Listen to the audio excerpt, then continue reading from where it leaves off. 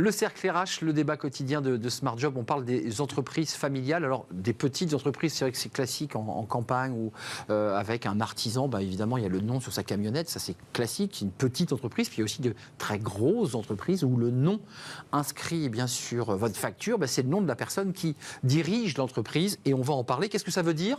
Déjà à titre personnel, qu'est-ce que ça veut dire sur la manière dont on gère le capital et puis sur ce que porte l'entreprise comme valeur. Et puis on parlera aussi, qui est un autre sujet très sensible, des transmissions d'entreprise. Ça, c'est un sujet éminemment important. Philippe Grondner, merci d'être avec nous, Philippe. Merci.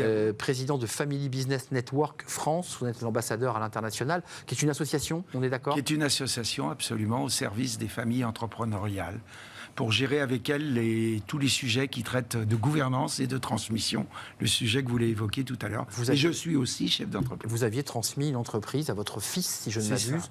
L'entreprise Simone Perel, qui est un leader sur le marché de la lingerie féminine. Absolument. Et que j'ai transmis à la 3e génération en ce qui me concerne. En 2018, j'ai pas de bêtises? C'est ça. En 2018. Et la marque dont vous avez parlé est une très jolie marque aussi.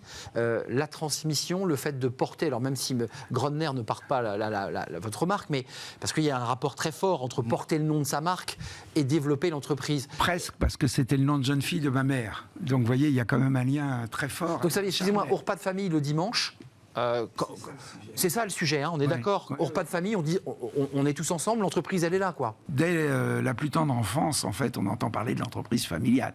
Donc on baigne dedans. Ça ne veut pas dire que plus tard on aura envie d'y travailler, mais forcément le lien à l'entreprise fait partie de notre ADN. Philippe Thomas, et je donne la parole à Aude parce qu'on va parler aussi de la question des transmissions, de l'importance de ce qu'est une entreprise familiale dans un bassin économique.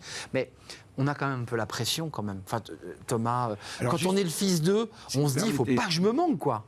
Oui et non, parce qu'en même temps, le FBN, justement, le Family Business Network, nous sommes là pour aider les jeunes, et Thomas en parlera encore mieux que moi, de nos familles à faire leur propre choix. Et c'est ça qui est important. Parce qu'aujourd'hui, une famille qui veut transmettre, il faut qu'elle réfléchisse à qui est le mieux placé pour prendre la suite. Et ce n'est pas forcément toujours un membre de la famille. Notre association, le FBN, regroupe des entreprises de toute taille. J'y viens de la PME, en passant par le TIC, en passant par les grands groupes, jusqu'aux grands groupes. Et en fait, ces valeurs, ce sont celles généralement qu'on retrouve dans la famille, finalement. C'est là que le lien est très imbriqué. C'est-à-dire, c'est des valeurs de pérennité. C'est-à-dire, d'abord, on a une vision à long terme, contrairement à un certain capitalisme financier. Court-termiste. Non, mais c'est vrai. Court-termiste, on a une vision à long terme. On a une vision, je laisserai madame s'exprimer là-dessus, d'ancrage régional, qui est très important. C'est que la famille étant originaire d'une région, elle tient à préserver l'emploi, ce qui est quand même... On pense à Laval, à Lactalis, ces entreprises. On peut penser à plein de noms de grands groupes et de belles entreprises qui ont... À Paris, on le sent moins, mais dans les régions, au territoire. Attachés au territoire. Ensuite, on a une proximité avec les parties prenantes. C'est ça, nos valeurs.